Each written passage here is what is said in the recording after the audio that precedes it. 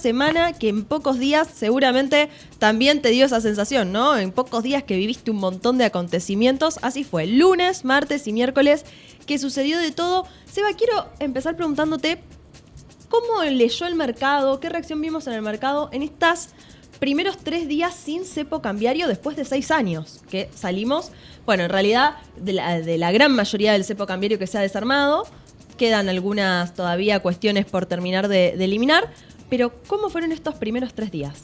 Sí, había mucha incertidumbre en los días previos. Evidentemente algo se filtró porque había mucho volumen, mucha presión en todo lo que era el dólar futuro, con lo cual se divisaba que algo así podía suceder.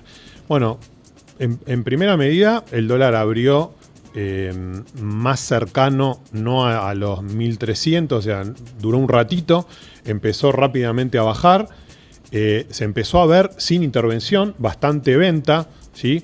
Evidentemente empezó a haber incentivo a liquidar un poco más, o sea, que haya un poco más de liquidación de divisas de algunos sectores que necesitaban liquidar, y bueno, y un poco la incertidumbre de la gente de ver qué iba a pasar, si el dólar iba a llegar a la banda de 1.400, si se iba a ir a los 1.000, porque el gobierno, digamos, si bien puso esas bandas, ¿sí? El esquema que se planteó es, arranca el dólar oficial o arrancaban 1.000, 1.400 era el techo de la banda, ¿sí? Que podía intervenir el gobierno, pero todavía no dijo, obviamente en las bandas seguramente si llega en algún momento puede llegar a intervenir, sea comprando o vendiendo, pero después el gobierno, lo cual no mostró todas sus cartas, ¿sí? O sea, vienen jugando bastante bien en ese sentido. Entonces el mercado empezó a vender, ¿sí? Empezó a tomar más cobertura en pesos, sí, aprovechando que ya había LECAPs que estaban rindiendo sobre todo las de agosto, 46%, empezó a probar ese carry trade, ese famoso carry trade, ver si realmente empezaba a bajar. Bueno, en los primeros 3 días empezó a funcionar bastante bien, ¿no? Al menos así funcionó. Es interesante esto que nos decías. Ahora, en unos minutos vamos a estar mostrando un gráfico en pantalla que nos trajiste que muestra muy bien cuál es el nuevo esquema. Que los primeros, en realidad, primeras horas luego que se anuncia el viernes, este cambio en el esquema cambiario, valga la redundancia, pero no teníamos mercado el fin de semana y estaba ahí la incógnita de qué podía llegar a pasar, si se iba a tirar al Banco Central contra la banda superior, a ver si intervenía o no. Bueno, y como bien decías, nunca se llegó a acercarse directamente a la banda superior, fue incluso corrigiendo hacia la baja. Y la pregunta, esta que vos muy bien introducías ahí como la incógnita es, ¿y llegará a la banda inferior? Porque al menos esto lo dijo el presidente Javier Milei el día lunes por la noche, dio una nota y comentaba que están esperando ver los 1.000 pesos para poder comprar.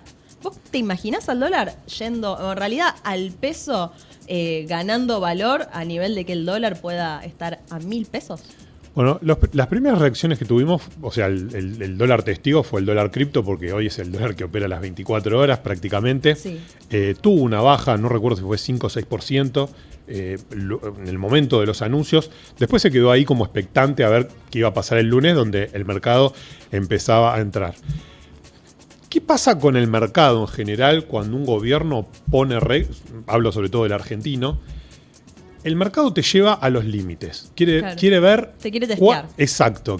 Paga para ver con cuánto jugás. Si vos me preguntabas qué pensaba que iba a pasar, que iba a pasar el lunes, y que iba a estar más cercano, no de los 1.400, pero sí 1.350, lo esperaba ahí como diciendo, a ver si intervenís. Sin embargo, pasó todo lo contrario. ¿Sí? Pasó todo lo contrario. El mercado empezó a ajustar. Dije, bueno, hace un ajuste, retrocede. Y sin embargo sigue bajando. Claro. Entonces, ¿De qué nos habla eso de que siga bajando? ¿Qué está, digamos, los agentes que están comprando y vendiendo en el mercado, por qué están tomando esas decisiones? O qué, digamos, qué expectativa tienen para que de pronto estemos viendo como resultado que el dólar bajó. Por un lado, el acuerdo del FMI le da poder de fuego, le da mucho poder de fuego al gobierno. Por otro lado, las bandas, convengamos que son bastante amplias. Podemos mostrar ahora, justo que estás mencionando lo de las bandas, una placa que tenemos en pantalla, que ahora nos vas a explicar bien cómo funciona, pero sí, me decías. Sí, el viernes cerró a 1.078,50 el oficial, o sea que la banda arrancaba ya por debajo de lo que fue el último dólar oficial, con lo cual te estaba diciendo que el gobierno arrancaba con una confianza extrema, ¿no? Porque para entender cómo funcionan estas bandas, Ahí, 1000. mira, ahí lo tenemos en pantalla. Exacto, esa es una página que hice yo, se va a ir actualizando, le vamos a ir agregando funcionalidad. De hecho, hoy le agregué la banda del medio. ¿Sí? Tenemos 1400 del día que arrancó y 1000. ¿Por qué se llaman bandas divergentes? Porque la banda de arriba, la superior, que arranca de 1400, va subiendo un 1% en el mes. Eso se va distribuyendo día a día, ¿no? O sea, la vamos corriendo. Y la banda de abajo también, pero, o sea, por debajo de los 1000. Claro. Con lo cual, el gobierno también prevé o espera, o no sé, quizás hay una carta debajo de la manga que no la conocemos, hay una carta ahí que va a jugar más adelante, quizás cercano a las elecciones o por el medio, en donde puede también ir. Yo hice la proyección hasta diciembre y daba creo que por 9.75, un poquito más abajo. Bien, acá la pregunta que nos debemos hacer todos es, ¿dónde va a intervenir el gobierno? Y la respuesta hoy es, todavía no lo sabemos. ¿Por qué? Porque el gobierno está claro que va a intervenir o debería intervenir en ambas bandas, porque en una puede ser que se le vaya muy por encima de lo que espera y por el otro lado muy debajo, pero también lo que me llamó la atención es que dijo que podría llegar a intervenir en la banda media. La banda media va a ser porque cree que se le puede atrasar. ¿Esto lo escuchaste de parte de Javier Milei, de Caputo? De Caputo, o sea, lo escuché de Caputo. De parte del equipo económico. Sí. Intervenir comprando, estimo. Esa es la pregunta, ¿es intervenir comprando o vendiendo en el medio de la banda? Porque en el medio es como ni chicha ni limonada, ¿no? Estamos en el medio, sí. No estamos ni cerca de una banda ni de otra. Entonces, la pregunta es, si están con un dólar que ve que no baja hacia la banda inferior y tienen liquidez de pesos y necesitan por engrosar las reservas, ¿salen a comprar como sucedía antes de, bueno, hemos visto una dinámica después del escándalo de Libra, las reservas empezaron a caer, bueno, producto de quizás pérdida de confianza, pérdidas de depósitos. Bueno, desde ese momento empezaron a caer. La pregunta es ahora, ¿van a empezar nuevamente? O sea, más allá del desembolso o los desembolsos del FMI, ¿empezarán a comprar incluso en el medio de la banda o van a esperar que el mercado nos lleve al extremo y que lo lleven a 1000? Claro, es interesante esto. Yo me tomé el trabajo de escuchar esta entrevista que tanto se habló del presidente Javier Milei, que es extensísima, casi que 5 horas. Las primeras 3 horas son de economía. Y en una parte me tomé el tiempo porque ha pasado, yo aprendí que a este gobierno hay que escucharlo porque ha pasado que lo que dicen, después lo hacen, te guste o no, lo que dicen, digamos, pero luego lo cumplen. Y lo que dijo Javier Milei, que me resultó curioso, es que él, si fuese por él, la banda inferior estaría más por debajo. Sí. Que dejó los 1000 pesos porque se lo pidió Caputo, porque le parecía a Caputo que era como muy exigente, una banda inferior a los 1000 pesos, pero que si fuese por Javier Milei, él hubiese puesto la banda todavía más por debajo para que aquellos que especularon con que el dólar iba a subir pierdan más dinero. Esta fue la lectura. Sí, si eso es una venganza o represalia, es complicado en el sentido de que si es para que pierdan esos que invirtieron de esa manera, es complicado. ¿Por qué? Porque todavía seguimos teniendo inflación. Y si antes de asumir, o sea, previo con las PASO y demás, se fue a 1300 y demás, pero andaba por los 1000. Estaba en los 1000. Siguió habiendo inflación, sigue habiendo inflación, más baja obviamente, no estamos en niveles de locura. No encuentro todavía el motivo, puede ser que vaya debajo de 1000. Claro, ¿puede suceder? Tanto. Sí, es Argentina y con este gobierno que no muestra las cartas y que hay partidas que las viene jugando muy bien estratégicamente. Si vos me decís que comenta que lo va a llevar a 6.75, quizás lo pueden hacer. ¿En qué contexto? No lo sé y para eso también deberían bajar, me parece, los precios, porque si no, me parece que nos ponemos bastante más caros a nivel país. Para nosotros seguimos siendo caros. Te hago una pregunta más vinculada con este tema, porque ahora en unos minutos vamos a estar hablando, te decía, de la industria textil y en concreto de la importación, entonces bien vinculado con esto.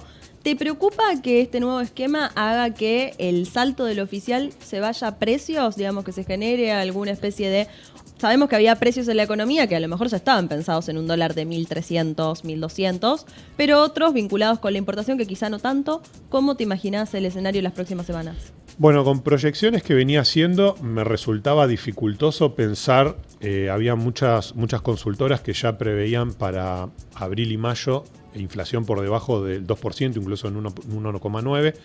A mí me parecía que había un piso en el 2%, me sigue pareciendo. ahora en la última salió en 3,7, ¿sí? Me parece que puede ser algo más estacional, no digo que vaya a haber un brote fuerte, pero me cuesta creer que baje todavía en esta dinámica el 2%. Ahora, la pregunta es, siempre que hubo salto del dólar blue o del dólar financiero se llevó a precios. Siempre que hubo salto del dólar oficial también se llevó a precios, también por las dudas. La pregunta ahora es, ¿cuánto está trasladado a precios desde el salto de 1.300, 1.300 y pico que venimos del año pasado y después se quedó? Si la dinámica inflacionaria se perdió, ¿puede ser que tengamos un par de meses con inflación por encima de 3, 3,5? Yo creo que sí. Una dinámica que empieza a subir, tengo dudas. En esta, la dinámica de hoy, tengo dudas. ¿Por qué? Porque vos viste que salió el dólar, o sea, se flexibilizó el cepo, todavía no salió de completo, un gran paso de flexibilización, y la primera reacción del mercado fue baja. Claro. El MEP cayó 12-14% va de baja. Sí. No, y encima 2, 3 días. de un dólar que era fácilmente accesible, digamos, el MEP cualquiera podía comprar, ya se habían flexibilizado varias limitaciones a ese tipo de cambio.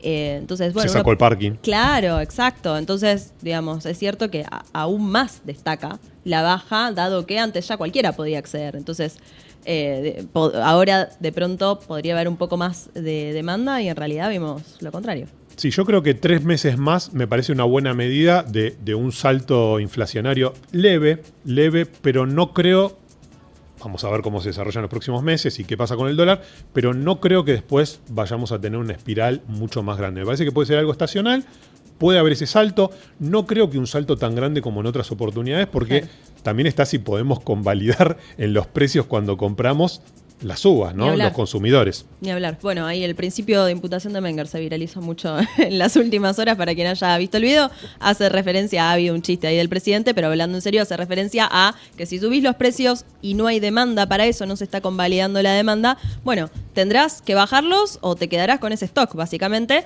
porque lo que nos habla este principio es que los precios se determinan digamos, por la oferta, por la demanda, por las situaciones de mercado, no por los costos.